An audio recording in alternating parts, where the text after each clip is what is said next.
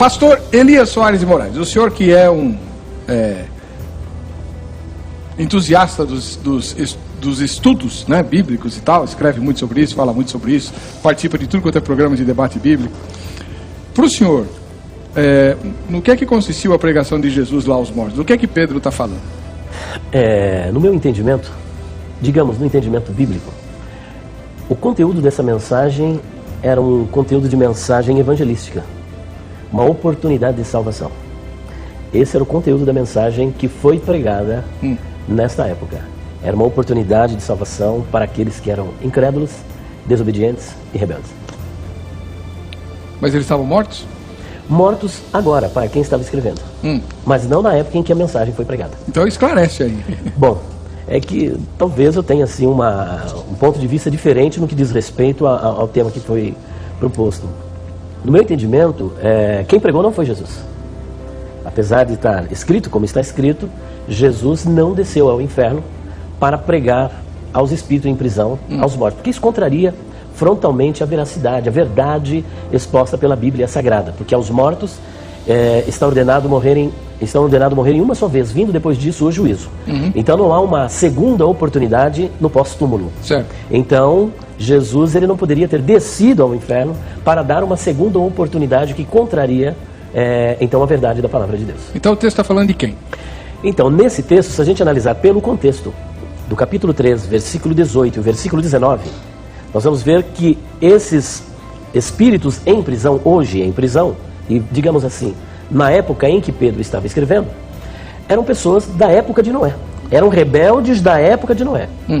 Se nós entendermos que Cristo desceu ao inferno apenas para pregar a esses rebeldes, nós vamos ver uma certa acepção de pessoa por parte de Deus. Porque se o inferno é lugar de tormento para todos aqueles que são rebeldes à palavra de Deus, porque ele foi pregar somente para os contemporâneos de Noé e não, por exemplo, para os gomorritas, para os habitantes de Sodoma e para os cananeus e para tantos outros que morreram na rebelião e na desobediência à palavra de Deus. Então também vejo uma incoerência, uma incongruência se nós entendermos que é ele que foi pregado. Então o que nós podemos entender a partir desse texto, levando em conta que Noé, de acordo com segunda de Pedro, capítulo 2, versículo 5, em que ele é descrito como pregoeiro da justiça, e o capítulo 1 da primeira carta de Pedro, versículo 10 e 11, que denota de uma forma muito clara que o Espírito de Cristo, ou o Espírito de Cristo, estava nos profetas do período veterotestamentário, usando-os para a pregação.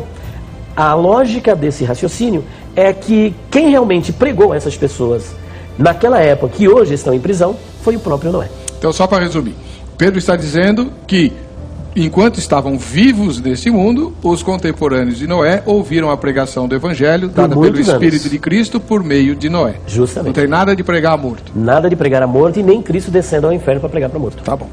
Depois tem mais coisa para a gente explorar aqui. Tá bom. Reverendo Jair de Almeida Júnior, ministro da Igreja Presbiteriana do Brasil, professor de teologia e que está ministrando aulas de exegese do Novo Testamento.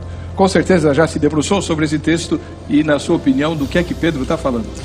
Bom, primeiro eu queria deixar bem claro que se trata de uma opinião de fato. Textos como esses daqui, a meu ver, é impossível você interpretá-lo e dizer é isso. O que dá para você ter é uma opinião e, de certa forma, respaldá-la com as escrituras até onde é possível. Como o irmão mesmo disse no início, o texto obscuro, né? É um texto obscuro.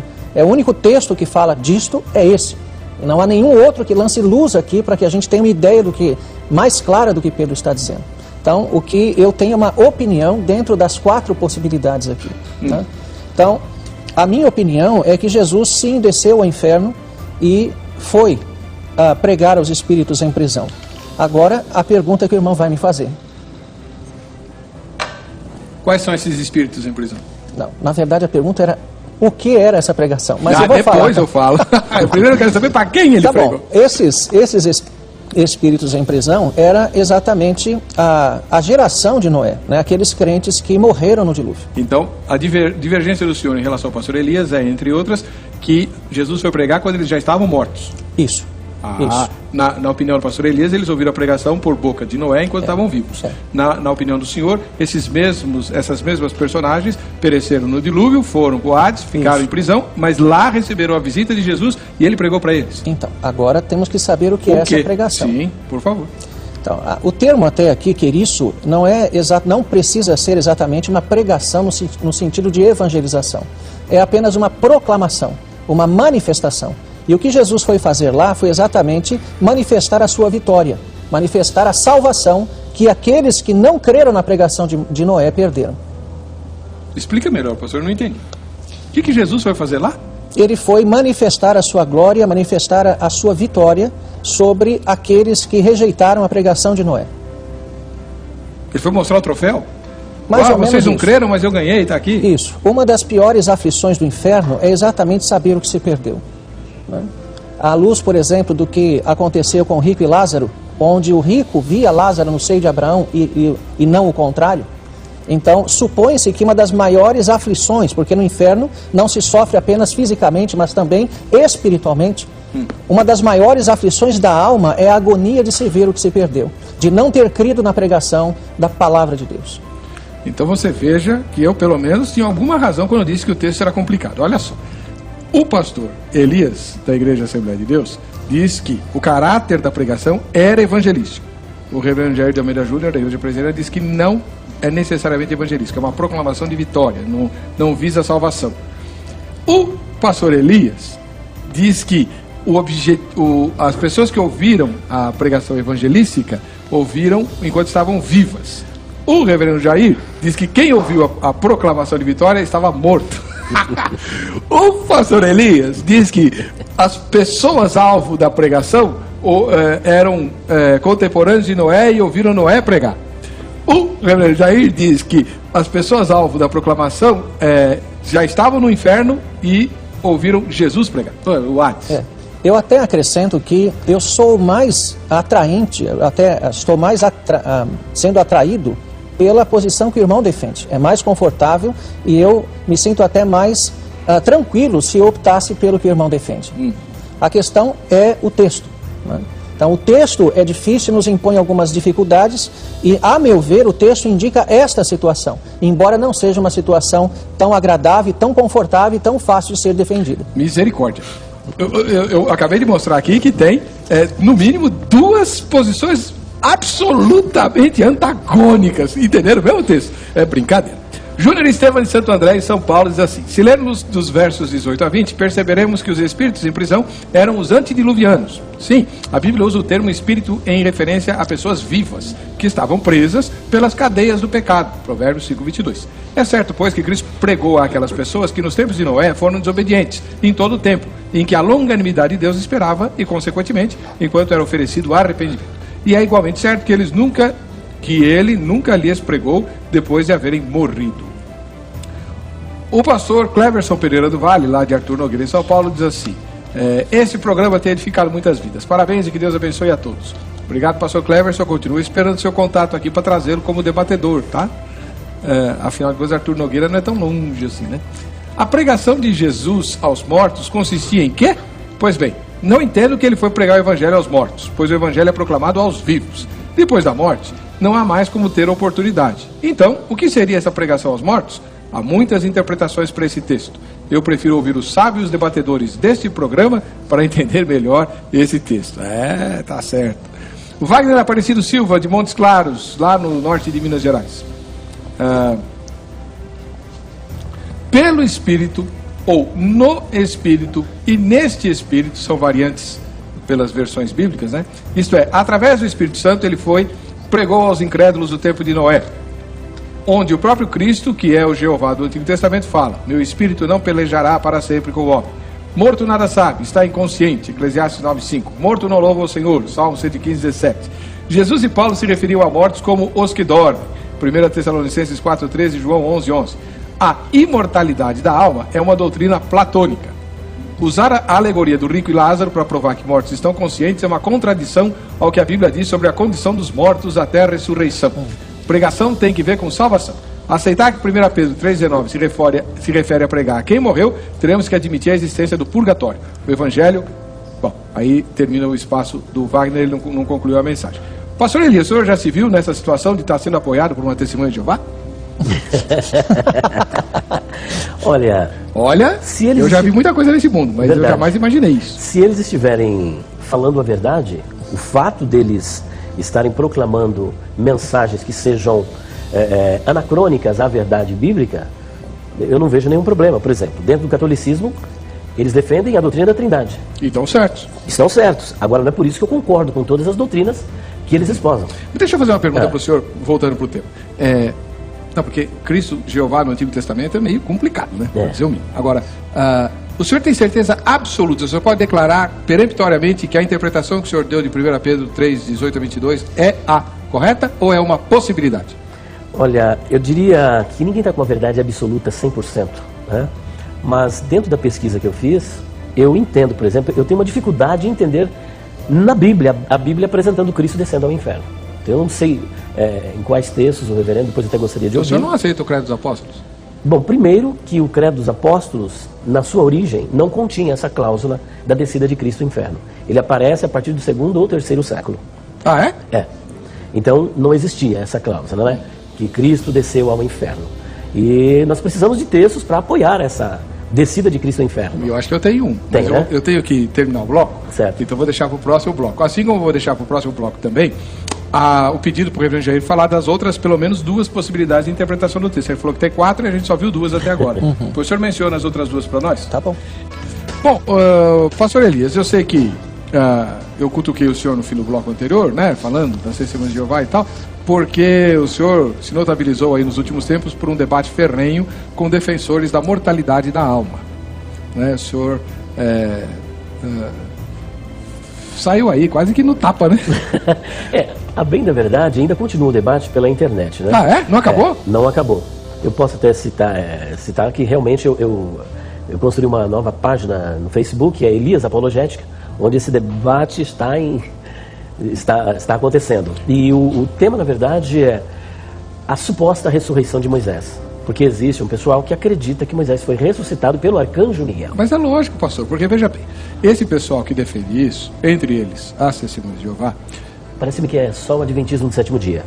Não. A ressurreição de Moisés é o Adventismo do 7º dia. Porque veja só, qual que é a lógica? Se Moisés aparece vivo no Monte da Transfiguração, junto com Elias, que foi arrebatado vivo, até aí tudo bem, mas se ele aparece vivo é porque a ideia é de que quando você morre, você dorme, como foi defendido aqui pelo Wagner, né, que inclusive diz que a doutrina da imortalidade da alma é platônica, fica sem sentido. Então, como é que pode? O Moisés não estava dormindo quando conversou com Jesus no Monte da Transfiguração. Então, a única saída é ele, já que o texto do Pentateuco diz que ele morreu e foi sepultado por Deus, para não ter nenhuma dúvida, então ele tem que ter ressuscitado.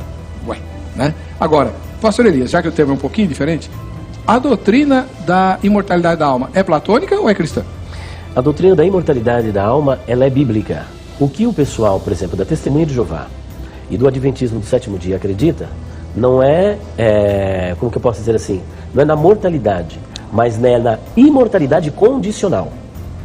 E eles são conhecidos como os tenetoparritas, é uma coisa assim, eu não me lembro agora, mas eles são monistas. São monistas porque acreditam na imortalidade incondicional da alma. Então, do ponto de vista tanto da Testemunha de Jeová como também deles, a partir do que eles têm uma contemplação do ser humano numa visão holística. O ser humano é um todo. Ele não é dividido, não é dualístico, por exemplo, como por exemplo acreditam os presbiterianos, os batistas, que é corpo e alma, e diferente dos pentecostais principalmente, que são tricotomistas, que acreditam no corpo, alma e espírito. Para eles, Deus criou o homem, soprou na narina do homem e ele se tornou uma alma vivente. Então quando morre um, morre tudo. Então ele deixa de existir. Essa doutrina, ela é uma doutrina antibíblica, porque nós temos vários textos na Bíblia Sagrada onde nós contemplamos, por exemplo, as pessoas vivas e conscientes e dialogando no pós-morte. Por exemplo, texto de Apocalipse, capítulo 6, versículo 9. Nós temos ali as almas que estavam debaixo do altar de Deus, reivindicando por justiça por aqueles que foram injustiçados aqui na terra. Um outro texto bem interessante é na passagem de Lucas, capítulo 23, versículo 43 e 46, onde um dos dos ladrões, que na verdade tornou-se um ex-ladrão, porque passou a crer no Senhor Jesus Cristo, ele diz o seguinte: lembra-te de mim quando vieres no teu reino. Ele tinha uma perspectiva teleológica para o futuro, mas Jesus lhe dá um lenitivo dizendo o seguinte: hoje mesmo estarás comigo no paraíso. Ainda que no grego não havia vírgula, não havia pontuação, mas se nós não podemos, por exemplo, dizer que hoje, porque eles contestam isso dizendo assim, mas no original não está escrito isso, está escrito assim, na verdade te digo hoje, vírgula. Ora, se não tem vírgula, então onde que conseguiram essa vírgula ou 2 pontos? Na verdade te digo hoje, estarás comigo no paraíso. Mas isso não se coaduna, porque há uma incongruência, uma redundância absurda. Na verdade te digo hoje. Se eu te digo, eu estou falando no presente do indicativo ativo. Estou dizendo agora. Seria redundante. Na verdade te digo hoje. Na verdade te digo, hoje estarás comigo no paraíso.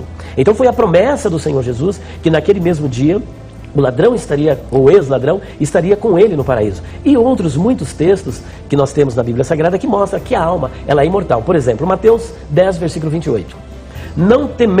Vocês não devem temer aqueles que matam o corpo e não podem matar a alma. Então veja bem, matar o corpo, soma, e não pode matar a psique, alma. O que mostra que há 2 entidades separadas. Uma é corpo e a outra é alma.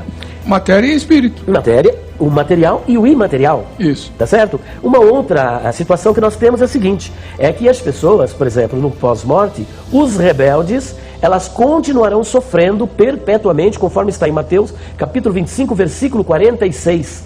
O Senhor Jesus diz, estes, os justos, irão para a vida eterna. E a palavra grega ali é zoen aionion, vida eterna. Porém, os ímpios, para o castigo eterno, colassin aionion. Aí eles dizem o seguinte, não, esse castigo não pode ser eterno. Ora, se o castigo não é eterno, da mesma sorte a vida não pode ser eterna, porque o mesmo adjetivo, o aionion, que qualifica a vida, é o que qualifica também o castigo. Isso está dentro do mesmo versículo, dentro do mesmo texto, do mesmo contexto, dito pelo próprio Senhor Jesus. Então não pode haver 2 pesos e 2 medidas. Como é que uma palavra dentro do mesmo versículo, dita pelo Senhor Jesus, no mesmo texto e contexto, está dizendo que o castigo é eterno, vai dizer também que a vida não é eterna? Se a vida não é eterna, o castigo não é eterno. Se o castigo não é eterno, a vida não é eterna. Mas eles mesmos acreditam que a vida é eterna. Não, aí é meio a meio, né? É 2 pesos e 2 medidas. Pois entendeu? Daqui a pouquinho, o reverendo Jair vai nos explicar quais são as 4 possibilidades de interpretação para o tema que nós estamos discutindo hoje, né? Pro trecho. E quais são as outras 2 interpretações possíveis para 1 Pedro 3? Então, a primeira, defendida pelo nosso irmão, que é que o Espírito pregou através de Noé, Cristo pregou através de Noé, àqueles durante a construção da arca, né? Acredita-se que Noé levou 100 anos para construir a arca, então durante todo esse tempo ele anunciou então a palavra da justiça, o juízo de Deus àquela geração. Uma questão em relação a isso é que é uma interpretação extremamente alegórica do texto, né? Até porque, até onde eu me lembro, nas Escrituras não aparece o uso de falar-se, de pregar a espíritos como sendo seres humanos, né? Seria então o único texto que se utiliza a palavra espírito para designar um ser humano. Ser humano vivo, né? Obviamente.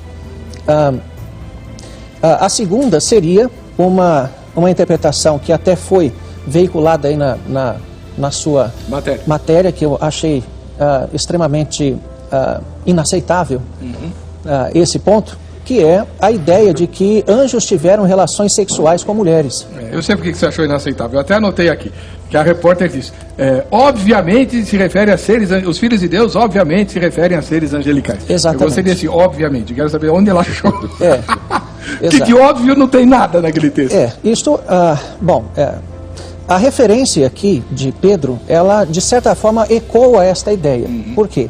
Porque Pedro aqui faz uma citação indireta de 1 Enoque, tudo indica, que era um livro apócrifo muito conhecido, né? Apocalíptico, bastante conhecido no Novo Testamento, e que também aparecem inferências dele em 2 Pedro.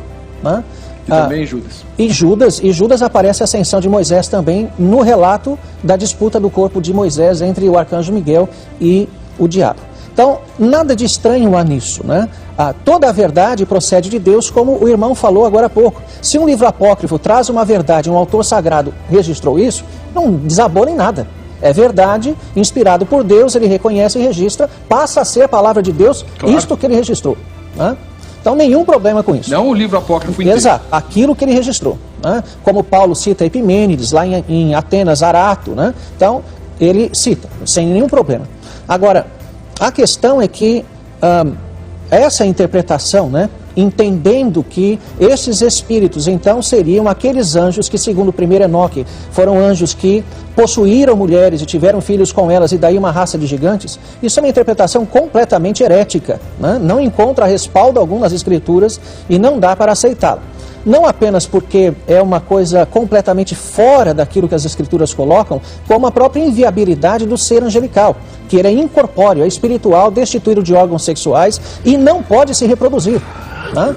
Então, ainda que, como no Antigo Testamento, o anjo se manifesta com a aparência humana, ele não tem aquela aparência, ele é um espírito. Espírito não tem forma, não tem rosto, não tem mão, ele assume uma aparência para se relacionar, nesse sentido, fazer contato com o ser humano.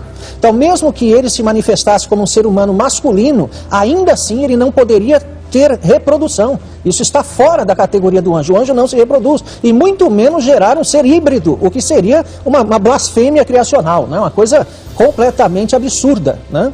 Então, os filhos de Deus lá é a descendência que veio de Adão através de Sete e Enos, e não anjos, exatamente, né? E os filhos dos homens, a descendência de Caim. Então, o que acontece ali, para aqueles que aceitam casamento misto, é que o dilúvio foi causado pelo casamento misto, né? É só isso.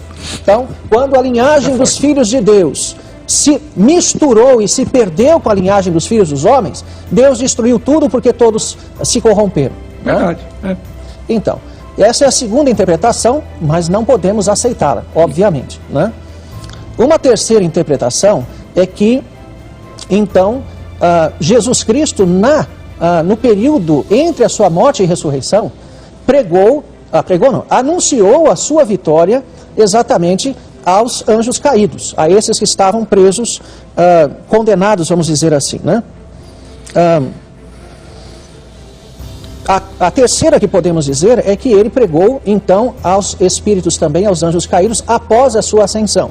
Há aqueles que acham que o episódio aqui é apenas uma questão temporal.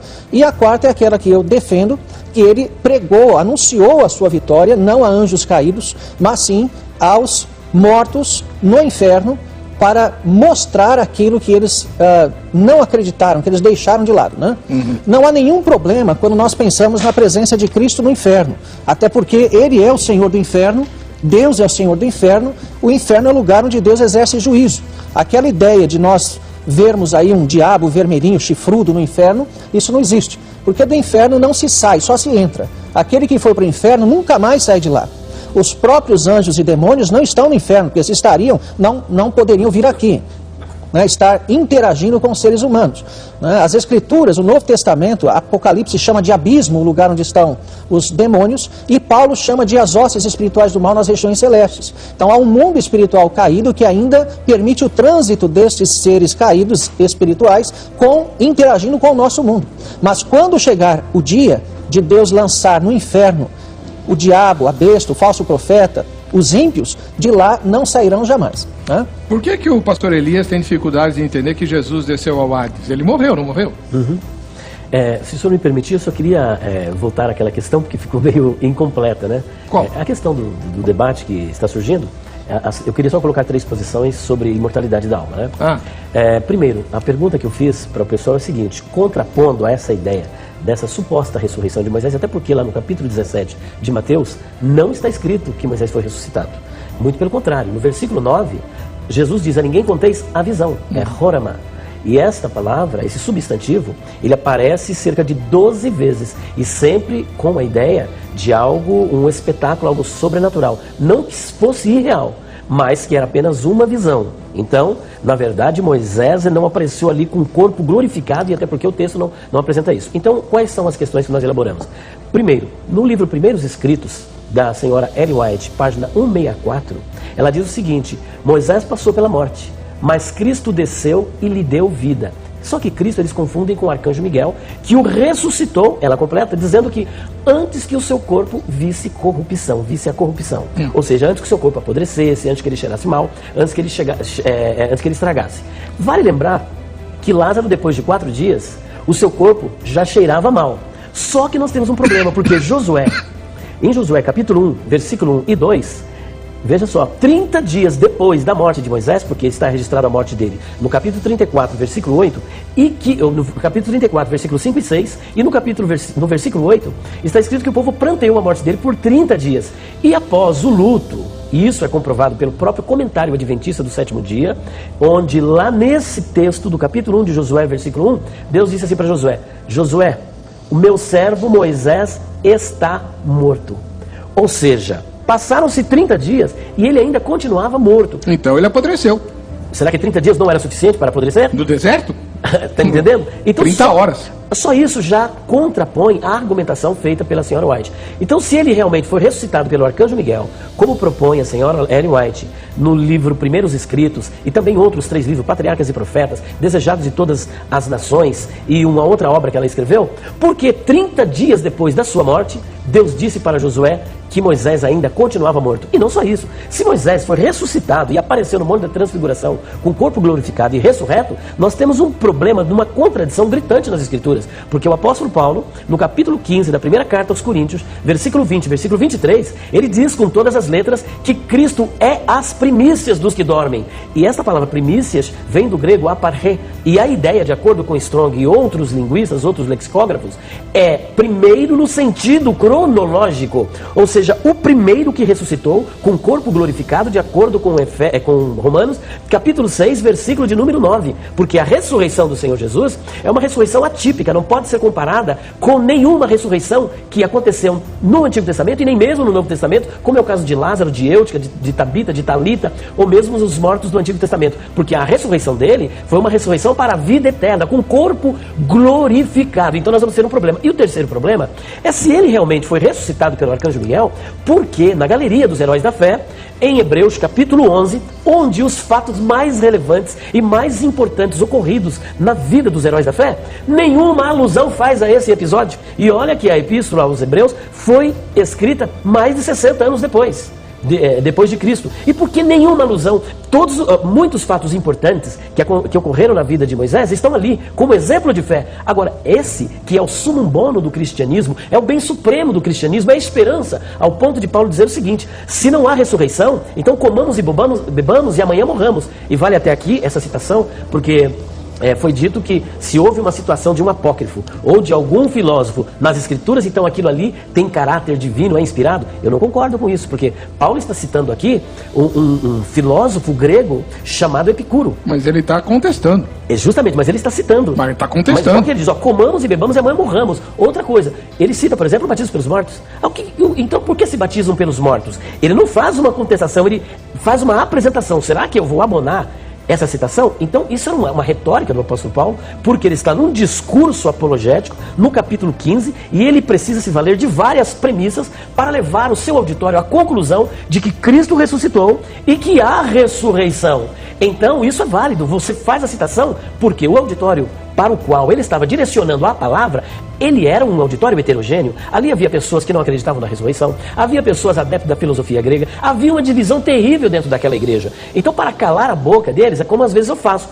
Às vezes algum adventista me faz uma pergunta, eu cito a própria Ellen White. Mas por que foi escondido o corpo de Moisés de uma forma tão misteriosa? Eu falei, eu não vou nem responder, eu vou permitir que a própria profetisa do movimento adventista dê a resposta. Porque lá no livro Patriarcas e Profetas, na página 477 e 478, ela diz com todas as letras que Deus escondeu o corpo para que o povo não transformasse o corpo dele numa idolatria, para que não idolatrasse. Então aí você... Agora, ele escondeu ou ressuscitou? Agora eu estou em dúvida. Não, é que na Bíblia está escrito que isso foi escondido. A sepultura. Ah, a sepultura. Isso, a sepultura, para que o povo não fizesse ali um motivo de idolatria. Sim. E aí ela chega a dizer que o corpo, não fala que é o corpo de Moisés, fala que é o cadáver de Moisés. Ora, se era um cadáver, já era um corpo. Então estava morto. O corpo morto e apodrecido. Mas então uma hora ela fala que ele está morto. Que é um cadáver. Então isso aí está no livro Patriarcas e Profetas, página 477 e 478. Ela chama Moisés de cadáver, para que o povo não fizesse do seu cadáver um objeto de idolatria. E por esta causa ela diz: o corpo foi escondido dos homens, a sepultura e o corpo foram escondidos dos homens. Então, é isso que eu queria fazer a colocação, de que realmente nós temos uma dificuldade em aceitar essa suposta ressurreição de Moisés por estas 3 razões. Primeiro, 30 dias depois da sua morte, Deus disse que ele ainda estava morto. Segundo, Jesus é as primícias do que dormem, porque se Moisés ressuscitou antes, então Jesus deixou de ser as primícias dos que dormem. Terceiro, a Epístola aos Hebreus, nenhuma alusão faz a esse episódio. Quarto, ali a Bíblia diz com todas as letras que era uma visão. E todas as passagens no Novo Testamento, em Atos dos Apóstolos, que apresenta a palavra visão, rorama, é sempre uma visão, como a de Pedro, como a de Paulo, que teve aquela visão do varão macedônio. Será que o varão macedônio estava ali com um corpo? Não, é uma visão. Era uma visão. Tá. Osmar Cunha, ele mora em Joinville, Santa Catarina. No meu entender é assim: no tempo do Antigo Testamento, os profetas anunciavam a vinda do Messias ao povo e exortavam o povo a crerem em Deus. As pessoas que criam e obedeciam a Deus através das mensagens dos profetas morriam com essa esperança de, na eternidade, se encontrarem com o Messias, que eles não conheceram, mas creram. Então, a pregação de Jesus aos mortos eram esses mortos que morreram na fé. Jesus foi até eles e disse: eu sou o Messias que vocês tanto esperavam, vim buscá-los para que estejam comigo. Leiam João 8,56. E aí, não serve essa interpretação para o senhor, Reverendo? Não, à luz do texto, essa é a minha questão, né? Como disse no início, eu me sentiria mais confortável com a posição defendida pelo irmão. Mas à luz do texto, esta alusão, né, à primeira Enoque, dá a ideia de que Pedro está tomando aquela ideia, mas aplicando obviamente não a anjos, porque os anjos não podem, aqueles anjos não poderiam ter tomado as mulheres, como diz Enoque, mas fazendo uma alusão simplesmente para mostrar que Cristo foi e pregou aqueles espíritos. Por quê? Vamos entender um pouquinho a questão de Gênesis ali.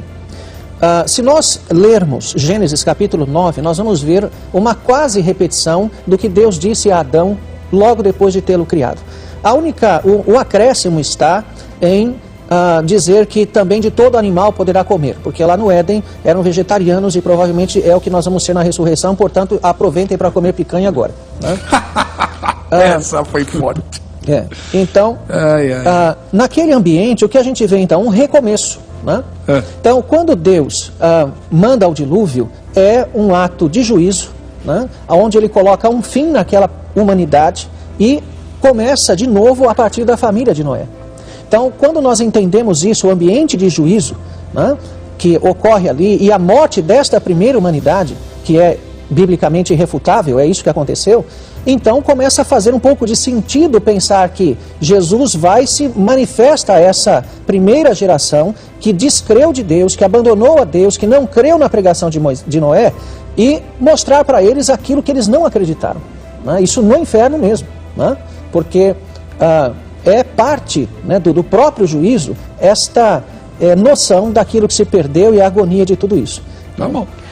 Vou ter que ir para o intervalo. Na volta a gente contesta. Vamos ver o que o nosso patrocinador tem a dizer. Voltamos já.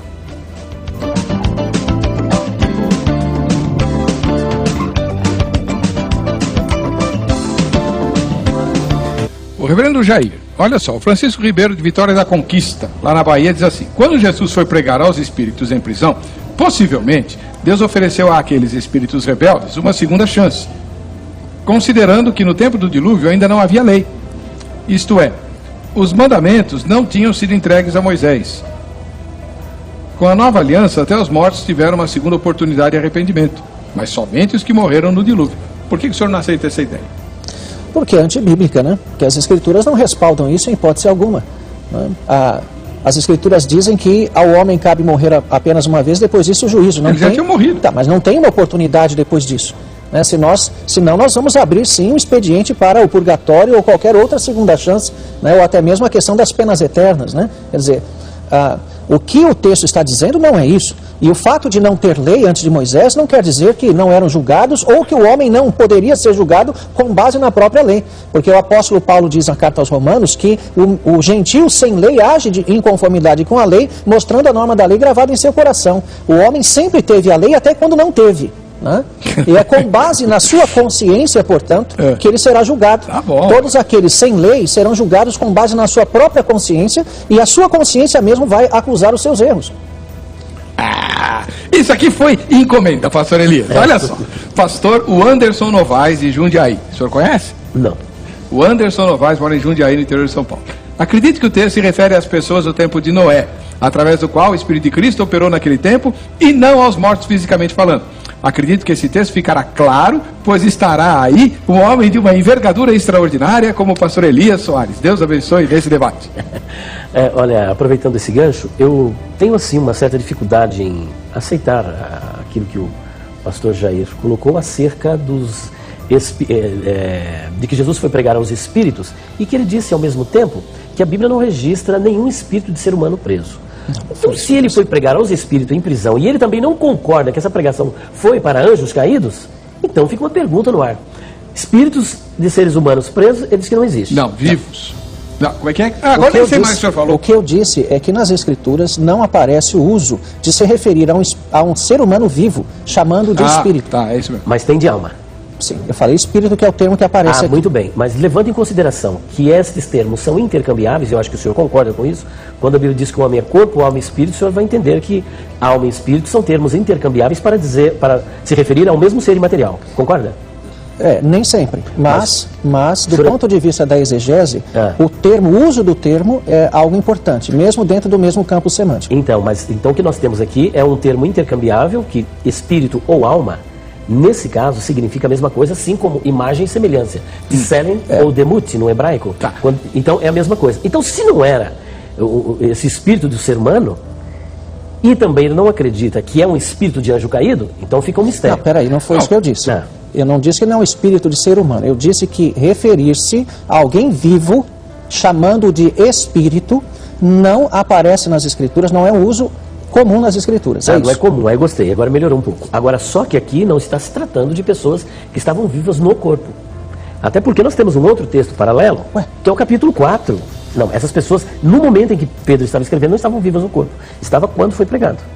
Agora, nós temos um outro texto, por exemplo, que complica um pouquinho mais. Capítulo 4, 6. Porque por isso foi pregado o evangelho também aos mortos, para que, na verdade, fossem julgados segundo os homens na carne, mas vivessem segundo Deus em espírito. Então nós temos um outro texto complicador. Agora, que eu junto nos dois é a mesma coisa. Justamente, foi pregado aos mortos. Tá certo? Por isso não pode ser o povo lá da época de Noé. Aí é que está. Se não foi na época de Noé, está totalmente descontextualizado, porque o versículo 19 aponta dizendo, olha só, quem eram esses espíritos? Ora, no qual também foi, pregou, e vale aqui ressaltar a palavra pregou, que o pastor mencionou, que é queriço. Queriço aparece 60 vezes a ocorrência desse verbo no Novo Testamento. E pelo que me consta, nenhuma vez, ou, digamos assim, para não ser tão exato, 98% das vezes que o verbo queriço ocorre no Novo Testamento, é sempre para se referir a uma pregação da palavra de Deus, uma pregação evangelística. Às vezes as pessoas, elas fazem uma confusão, dizendo, mas aí não está escrito evangelion, ou seja, boas novas. É que esses dois termos do Novo Testamento são intercambiáveis. De todas as citações que nós temos, por exemplo, em Mateus, são 60 vezes citado esse verbo. Esse verbo é citado.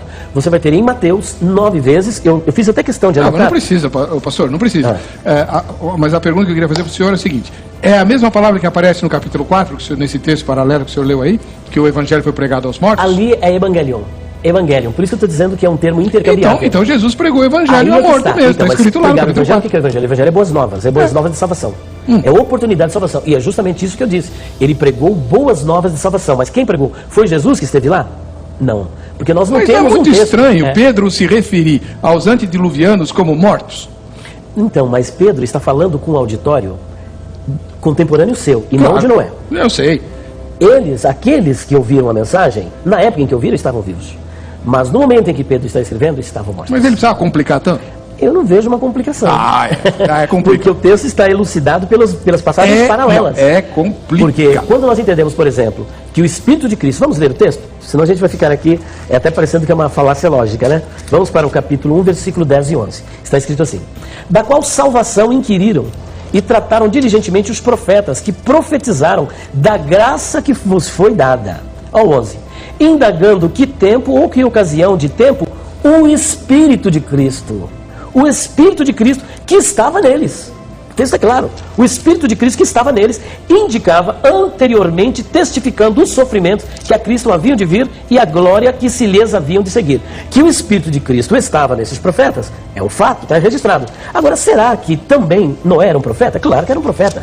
Ele profetizava aquilo que havia de ocorrer e isso é abonado. Mas pela não segunda custava carta de Pedro. nada, pastor Elias. O meu querido apóstolo Pedro dizia assim, olha, Descomplicar, né? Noé pregou. Mas aí nós não estaríamos aqui, pastor. Ah, bom. Até aí. Aí nós não estaríamos aqui. Aí tudo bem. Agora o versículo 5, só para fechar. Versículo 5 está escrito: e não perdoou ao mundo antigo, mas guardou a Noé pregoeiro. A raiz da palavra aqui do verbo pregoeiro é o mesmo. Está entendendo? Pregoeiro da justiça com mais de 7 pessoas. Então veja que Moisés, ou melhor, que Noé, era esse pregoeiro da justiça. E ele anunciou as boas novas de salvação para os seus contemporâneos. E que não quiseram ouvir, que foram rebeldes. E é justamente isso que a primeira carta de Pedro está dizendo no capítulo 3. O seguinte, ó, no qual também foi e pregou aos espíritos em prisão, os quais em outro tempo foram rebeldes. E vale lembrar que a palavra rebeldes aqui não consiste no ato de rebelião como é de Satanás. A rebelião aqui está ligada à incredulidade. As pessoas que não creram deliberadamente. Esse é o termo da palavra. Deliberadamente deixaram de crer. E é justamente isso que aconteceu na época de Noé. Essas pessoas não creram. Elas decidiram deliberadamente não crer na mensagem divina, na mensagem da palavra de Deus. Tá, agora, eu queria entender do pastor Reverendo Jair, a questão é a seguinte: juntando esse texto do capítulo 3 com esse outro do capítulo 4, né, em que fala explicitamente de mortos, né, não reforça a ideia de que Jesus pregou o evangelho, porque ali a palavra é evangelizar. O senhor disse que na verdade ele falou com mortos sim, mas não para pregar, foi só proclamar a vitória dele. Exato. Como dissemos desde o início, esse texto é muito complicado e muito difícil, né? O que ele diz literalmente é que Jesus prega a mortos, é o que está aqui, né? No verso que foi citado, no capítulo 4. Isso, no verso 5, né? Os quais hão de prestar contas àquele que é competente para julgar vivos e mortos, pois para este fim o evangelho foi pregado também a mortos. Agora, o contexto que está aqui é um contexto de juízo, não é um contexto de evangelização. Os quais hão de prestar contas àquele que é competente para julgar vivos e mortos, pois para este fim foi o evangelho pregado, né? Então, nós devemos nos lembrar, portanto, que o evangelho não tem apenas a finalidade de salvar, tem a finalidade de condenar também. Quando Jesus veio a este mundo, ele disse: aquele que crer e for batizado será salvo. O que não crer já está julgado, já está condenado, né? Então, o destino eterno ele é manifesto neste mundo a partir da reação da pessoa à palavra, né? Então, a pregação do evangelho ela tem um forte teor também de juízo, né? E eu continuo dizendo que o que Jesus fez, na verdade, foi manifestar a sua vitória para enfatizar esse juízo àquela primeira geração, né? Como disse, a teologia fica mais confortável com a posição do irmão. Agora, as evidências do texto me levam a crer essa outra possibilidade, como disse desde o início, uma opinião, né? Porque não é algo muito simples de ser debatido e comprovado. Posso fazer uma colocação em cima do texto que ele apresentou? Bom, nós temos aqui, em primeiro lugar, no capítulo 3, versículo 19, nós temos o verbo queriço. Mas aqui no capítulo 4, versículo 6, nós temos evangelion, que é boas novas. Tanto um quanto o outro são boas novas. Aqui não pode ser mensagem de juízo. O contexto depõe contra essa afirmação. Olha só o que está escrito. Porque por esta razão, por esse motivo, foi pregado o evangelho também aos mortos. Os mortos agora mortos, não na época em que foi pregado. Para que, na verdade, fossem julgados segundo os homens, não segundo Deus. Segundo os homens, na carne, mas vivessem segundo Deus em espírito. Então veja que a oportunidade aqui é a oportunidade de salvação. Viver segundo Deus. E não segundo os homens. Julgado segundo os homens, mas vivo segundo Deus. Agora, outra questão que eu gostaria de levantar... Eu não sei, mas eu me tenho a impressão que esse texto do capítulo 4 se refere aos mártires. É aos mártires, justamente. É por isso que eu estou mostrando a analogia, né, esse paralelismo. Agora, uma outra fato que eu gostaria... Isso aí é claro que está bem mais recente. Não tem nada a ver com esses contemporâneos de Noé. De Noé. Justamente, eu só apresentei para reforçar a ideia, né? Agora, a outra questão é a seguinte... Eu creio que Jesus, ele obteve a vitória no Calvário. Mas o apóstolo disse que se Jesus não ressuscitasse, essa vitória, ela seria inglória. A grande vitória de Cristo está onde? Na ressurreição. Esse é o grande trunfo do cristianismo. É isso que deu o amp nos apóstolos, que saíram cheios do Espírito Santo, cheios da graça, pregando o evangelho da salvação e dando provas cabais de que Cristo realmente estava vivo. Então, se havia alguma vitória para ser proclamada, deveria ser a ressurreição e não a morte, porque por enquanto ele ainda estava sob o domínio da morte. Mas com a ressurreição, o que é que ele traz? Não, peraí. A salvação é completada no Calvário. A salvação é no Calvário, na cruz. Mas sem a ressurreição, o que é que Paulo diz? Mas a ressurreição é importante como atestado de que Deus recebeu. Como é que eu vou ter certeza que o sacrifício foi válido? A ressurreição é que atesta isso. E como é que nós iremos atestar dessa vitória do Calvário sem a ressurreição? Então veja que uma coisa está intrinsecamente ligada com a outra, e a importância maior para o cristianismo, principalmente do primeiro século, é que Cristo ressuscitou e há provas cabais, provas insofismáveis da ressurreição de Jesus, que triunfou primeiro sobre o pecado, sobre a morte e sobre Satanás. Para mim, a prova mais retumbante de todas da ressurreição de Jesus é que ele tinha muitos inimigos que fariam qualquer coisa para provar que ele era uma fraude. Qualquer coisa. Eles fariam qualquer coisa para provar que Jesus era uma fraude. Por isso a importância de ele ter tantos inimigos. E eles não conseguiram. É verdade. Né? Eles podiam ter exibido o cadáver de Jesus. Quem ressuscitou coisa nenhuma? Está aqui, ó, fedendo aqui, ó, está aqui o cadáver dele. Não puderam, por quê? Porque Jesus ressuscitou. Eles fariam. Paulo mesmo, era um inimigo. Assim, ele soltava fumaça pela orelha, de tanto ódio que ele tinha de Cristo. Ele faria tudo para provar que Jesus era uma fraude. E qual seria a expressão do Evangelho sem a ressurreição? Então, Sebastião Marçal Bueno, de Balneário Rincão, em Santa Catarina. Ao meu ver, o versículo que diz, no qual também foi e pregou os espíritos em prisão, não pode dizer, ou querer dizer que seja de mortos. Espíritos em prisão pode ser linguagem figurada, em que se refere à prisão de diversas maneiras à escravidão humana, no tocante ao pecado e à culpa. O versículo não especifica com maiores detalhes, mas é o máximo que posso entender. Carlos Augusto, depois Pedro vai dizer que tinha coisa difícil na carta de Paulo, né? Na dele era tudo moleza, né? Esses apóstolos vão te contar até hoje. Bom, Carlos Augusto Rego diz assim: Mossoró, no Rio Grande do Norte. À luz de 1 Pedro, capítulo 1:1, eu creio que esses espíritos são os contemporâneos de Noé, pois o texto diz que ele pregava pelo Espírito de Cristo. Outra coisa, Lucas 23:43 diz que Cristo, ao morrer, entregou o Espírito ao Pai. Portanto, ele não foi para o inferno. Boa pergunta. Boa mesmo. E, inclusive, eu até apimentaria um pouquinho mais, dizendo o seguinte, que se ele foi vivificado no Espírito, aí nós vamos dar causa para esses pregoeiros aí de quebra de maldição hereditária, que dizem que Jesus foi levado ao inferno. Inclusive, Hank Hanegraaff, no livro Cristianismo em Crise, ele denuncia isso nos Estados Unidos, dizendo que havia um grupo, e ainda há aqui no Brasil, que acredita que Cristo, quando ele morreu espiritualmente. Não morreu só no corpo, morreu no Espírito, e com base nesse texto, porque ele foi vivificado no Espírito. Para ser vivificado, a pessoa tem que ter morrido. Lógico. Então, será que o Espírito dele morreu?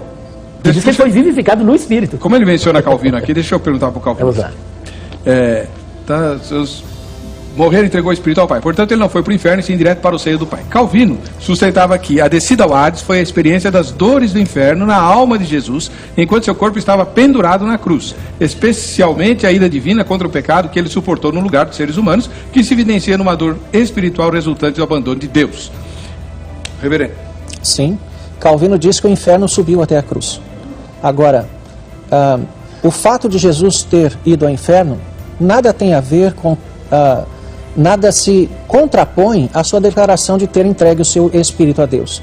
Ele rendeu o seu espírito, isso é a morte. Ele entregou o seu espírito ao Pai para executar exatamente o que ele precisava fazer. Qual é o problema do Cristo, do espírito do Cristo glorificado, né? No sentido de que ele morreu, está com o Pai, né? Portanto, seria o estado intermediário de Cristo Claro, como todo morto. Exatamente. Qual é o problema de ele ir ao inferno? É isso que eu não entendo. Parece que o inferno, de alguma forma, fere a Cristo, ou fere a Deus. Deus é o Senhor do inferno. Cristo não tem nenhum problema com o inferno. Não há nenhuma heresia nisso. Né? O inferno é a masmorra de Deus, onde Deus exerce juízo. Não há nenhum problema com isso. Né? Pode até assustar, assim, ser um pouco assustador, porque nós estamos acostumados com a ideia de que quem manda no inferno é o diabo, e não é, né? É Deus. Né? E quando o diabo estiver no inferno, ele vai estar para sofrer eternamente, ele não está lá ainda. Né? Então nenhum problema existe com o fato de Cristo render ao Pai o seu Espírito. É o que, aliás, deveria fazer. Ele rendeu ao Pai como mostrando que aquele abandono momentâneo do Eli Lama Sabachthani havia acabado. Né? Aquele aquela experiência de sofrer a condenação de todos nós naquele momento, que foi o único no qual Jesus chamou a Deus de Deus e não de Pai. Todas as demais ocorrências, Jesus chama a Deus de Pai, só na cruz para representar a nós como pecadores, ele chama a Deus de Deus, Deus meu, né? Então, para mostrar que ele não morreu no abandono, ele se dirige ao Pai, porque o Pai estava com ele. Aquele momento foi circunstancial para receber toda a condenação que estava sobre nós. Então, não vejo nenhum problema com isso. Tá bom. Celso dos Reis, da capital paulista. Jesus foi e pregou aos espíritos em prisão. E em 1 Pedro 4,6, texto que o senhor já leu, né? Porque por isso foi pregado o evangelho também aos mortos, para que na verdade fossem julgados segundo os homens da carne, mas vivessem segundo Deus em espírito. Em Lucas 16, o rico e o Lázaro, podemos ver a situação em que se encontravam os espíritos em prisão. Havia um abismo que os separava do paraíso. Cristo, nos 3 dias que se encontrava morto, foi eliminar esse abismo, autorizando que o evangelho fosse pregado aos que não puderam conhecê-lo enquanto em vida, ou que se arrependeram na prisão. Como Jesus ensinou em João 3,5, na verdade te digo, aquele que não nascer da água do Espírito não pode entrar no reino de Deus. E só que acaba o espaço do Celso e ele não conclui, né? Não coube aqui. Uma vez que eu vi o evangelho dos mortos, falta o batismo. Só falta ele vir aqui e agora defender o batismo pelos mortos, né? Para quem se arrependeu lá. Não sei, né? Não é a possibilidade disso, concorda? Claro Na Bíblia não. Batismo pelos mortos não. Não, nem de salvação depois da morte. Depois da morte não há salvação. Nem o reverendo Jair, que disse que Jesus falou com mortos no inferno, mas não falou para salvá-los, certo? De jeito nenhum. Foi proclamar a vitória Claro dele. que não, exatamente. Na verdade, foi até um ato para acentuar o juízo, não para salvar. O senhor tem uma ideia assim bem severa de Deus, né? Olha, a questão é a seguinte: a Bíblia diz que nem olhos viram, nem ouvidos ouviram, nem jamais penetrou em coração humano que Deus tem preparado para aqueles que o amam. Meu versículo predileto. E a mesma coisa a gente pode dizer para aqueles que não o amam. Nem olhos viram, nem ouvidos ouviram, nem jamais penetrou em coração humano o que Deus tem preparado para aqueles que não o amam. Porque uma das maiores causas da diminuição da espiritualidade, da propagação da impiedade nos nossos dias, é exatamente a perda da realidade do inferno, da condenação e dessas coisas. Quem foi que pregou pecadores nas mãos de um Deus irado? Jonathan Edwards. O senhor gosta dessa mensagem? É um fato histórico, né? Foi o grande estupim do avivamento americano, né? Pecadores nas mãos de um Deus irado. Mas pelos relatos que eu li, foi um sermão que as pessoas ficaram chorando, sim, né? Sim. Se agarravam na coluna do templo desesperadas. Houve um grande impacto, sem dúvida alguma. Mas o senhor acha válido um avivamento por medo do inferno? Não, vamos dizer. Quem tem que ter medo do inferno é o ímpio, não o crente, né? Então, nesse caso, não é fazer terrorismo espiritual, como alguns fazem. Se você não crê, você vai para o inferno, né? Não é bem isso. Mas o anúncio de que Deus está irado contra o pecado e contra a impiedade, se eu não disser isso, eu não estou pregando o evangelho. Tá bom. É que nós vamos voltar para casa juntos, eu tenho que cuidar. O senhor já é mais bonzinho, né? Olha, eu penso o simples fato da pessoa já estar no inferno, e vale lembrar aqui que a palavra inferno, nós estamos falando de inferno. Isso é importante, o que o senhor vai falar é importante. Ela é uma palavra polissêmica. Esse inferno, eu acho que essa acentuação aí é precipitada assim por parte de Deus, eu não sei. Fica assim meio maldoso realmente. Porque esse inferno é simplesmente um local provisório. É um estado intermediário. É um estado intermediário, é o Hades ou Sheol. Só que o próprio inferno, juntamente com todos os seus habitantes, de acordo com o Apocalipse, serão lançados num outro inferno chamado Guiena, que é o lago de fogo. Esse daí é o último estado. Então ali é que, como diz o outro, o bicho vai pegar e não vai morrer nunca. Então nós temos vários tipos de prisões, né, de inferno. Você tem, por exemplo, o Hades ou Sheol, que é um estado intermediário. E você tem também um outro estado intermediário que é conhecido, que é a prisão dos anjos, onde o Tártaro, que está em 2 de Pedro, capítulo 2, versículo 4. Nós temos uma outra prisão que é o Abissos, que é um outro inferno, Apocalipse, capítulo 9. Nós temos uma outra prisão de anjos, que também é um inferno, que está às margens do rio Eufrates. E nós temos um outro inferno também, que a Bíblia, apenas a descrição que ela dá, que está em Judas 6, 7, que eles estão em cadeias. Esses anjos estão presos em cadeias. Cadeias eternas. Em cadeias. Então, só que tudo isso vai convergir para um só local, que é o Guiena. Que é a perdição final. Final para todos. Ali é que eterno. Por enquanto eles estão só estão fazendo estágio. Estão no intermediário. Bom, o nosso tempo infelizmente acabou, mas você em casa é um privilegiado, porque você tem a possibilidade de escrever para o pastor Elias Soares de Moraes, né, que é escritor, inclusive você pode pedir os livros dele, né? Tá aqui, ó, Dicionário Etimológico de nomes bíblicos. É realmente um dicionário com o sentido de todos os nomes que aparecem na Bíblia, né? Então, se você está preocupado com o que significa seu nome, se você tem um nome bíblico, o dicionário do Pastor Elias elucida isso. Mas ele tem vários outros livros também. E também você tem o contato do Reverendo Jair de Almeida Júnior, ministro da Igreja Presbiteriana do Brasil e professor de teologia. Aproveite, escreva para eles, mande seus e-mails, mande suas observações, tire suas dúvidas, convide-os para pregar, para fazer palestra. Se quiser, manda oferta, eles aceitam também. Não tem problema. O contato deles está no site, use e abuse, tá bom?